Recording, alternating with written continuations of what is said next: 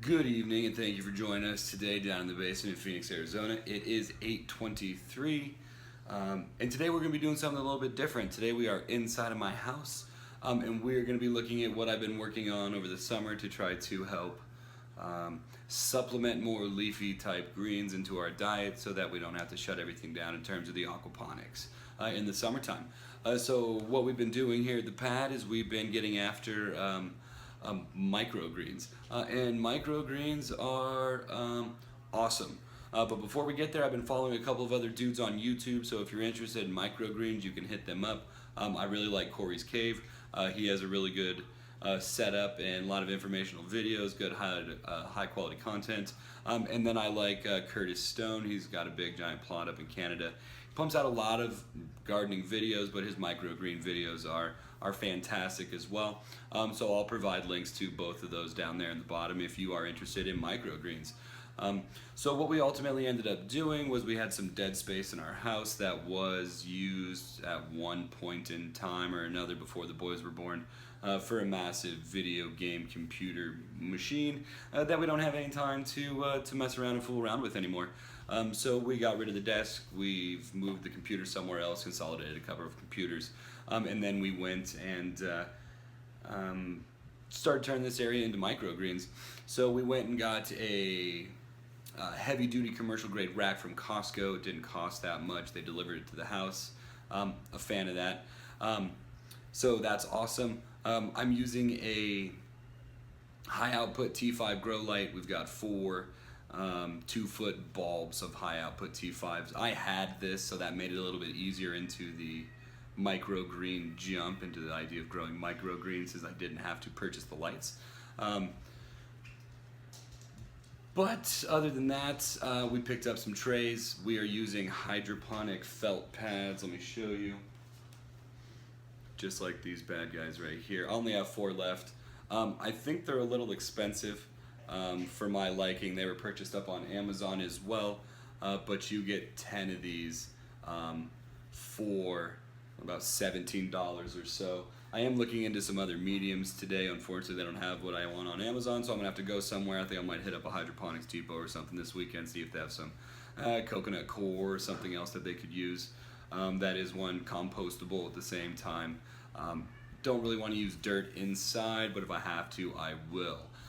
Right now we are on our 3rd set of 2 trays. We first picked up some seeds from Johnny Selected Seeds. We got 2 ounces of seeds total. Did not seed enough the first go. We ate them anyways. They were delicious. We started off with a mild mix and a spicy mix. We've been cooking with the spicy mix, and we've been smoothie or juicing the mild mix, whichever way you want to look at it.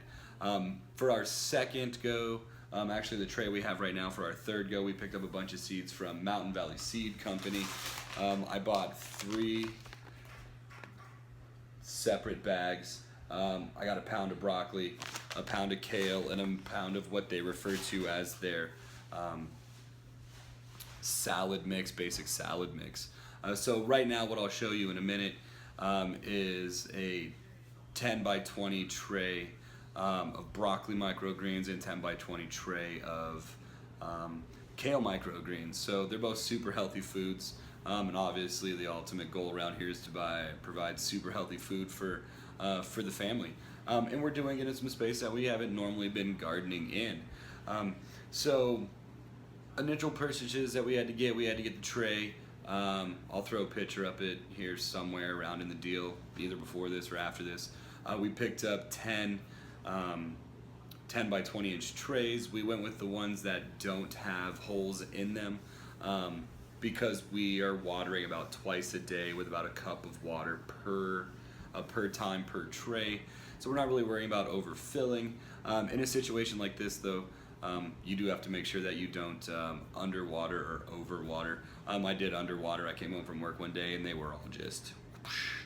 But seedlings are seedlings. You add some water, you pop them back up. Next thing you know, they're good to go, and they were just as tasty. Our first harvest, we didn't really measure out our seeds. We had no idea what we were doing. We soaked the hydroponic mats, and then we sprinkled out what I thought was a decent amount of seeds. Obviously, it wasn't We had a lot of space where stuff wasn't growing. We didn't have enough in there, and they didn't use each other as support, and they ended up falling over. So from our first initial go, which was just a test run, we're still doing some tests with different seeds and different things like this. We ended up with 2 ounces of microgreens per tray, which isn't bad, but it's not good, and we're not mad at it. So for the second time we did it, we did another salad and another spicy and mild mix again, both from Johnny's Selected Seeds. We just used what was left over in the seed container after we had seeded the first time, and this came out to about 22 grams per tray of seeds.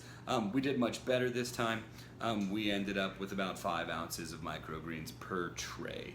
So this time I went with 30 grams of seeds for both the broccoli tray and the kale microgreen tray. So without any further ado, let's flip it around and take a look at the setup and see what we got cracking. All right, so here we are. We've got our rack. We're looking at 6 feet high by 5 feet long. The reason we went with this rack is because the actual width of the shelves is 24 inches. And we are using 10 by 20 inch grow trays. So a lot of the other stuff they had at like Home Depot or some of the smaller things at Amazon that weren't like their commercial setup were not wide enough, and I didn't want any overhang with the 2 little boys and all the kitties. We keep track of our stuff right here, lights on, things like that. So here we are with our kale and our broccoli. We're here with our 30 grams of seeds. But if we come over here and we take a look, here is the light that we're using. So it's not too bad. I was worried about the heat for the most part, but it does the trick. Now that being said, once we get this all dialed in, I would like to rock 6 trays in one go, and then we actually have room to expand. No need to have them up right now, or else we're gonna have a bunch of climbers and things like that. But as you can see, we are just in the pad doing the deal. So if we come up here, we take a look. Microgreens are super awesome, super flavorful, super delicious. Here is our broccoli tray, just a 10 by 20 tray. And then here's our kale. I think I probably could have left these in the darkness a little bit longer. But if we take a look, let's see if we can pull this up. Actually need some water, but here is that grow pad. It works really well. It fills all the little holes, not really holes, but divots, runners, whatever you want to refer to them as, troughs, not really sure. And then we just water it. And when we started the seeds, super easy. We soaked the pads, we sprayed them all out, we mixed them with our water bottle. Once they get a little bit bigger though, they do require more water than that. But like I said, watering twice a day with about a cup and a half each time. So we're really happy with the progress so far. Really happy with the flavor, the taste, the health benefits. So everything's going really well. But you can see with the 30 grams of seed, we don't really have any big open areas. There's one right there. A little bit more seed over there. Might have been okay. But for the most part, we're rocking and rolling. We went from 2 ounces per tray up to 5 ounces per tray.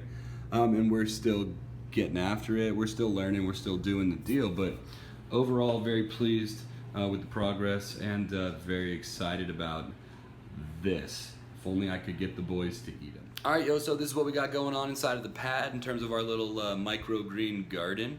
I forgot to mention, super easy timer. I've used like bulky timers in the past from like Hydrologic or some other cheap ones from Home Depot or Target or Walmart, stuff like that. So I decided to go a little bit high tech this time, and I went with one of the Belkin Wemo switches. I can control it on my phone. I can set my timers, and it works really good. And then I can tell if it's on from anywhere else in the world, which is pretty sweet. So figured I'd throw that in there if you smart home dudes or dudettes or fans of that stuff. I kind of dig it a little bit.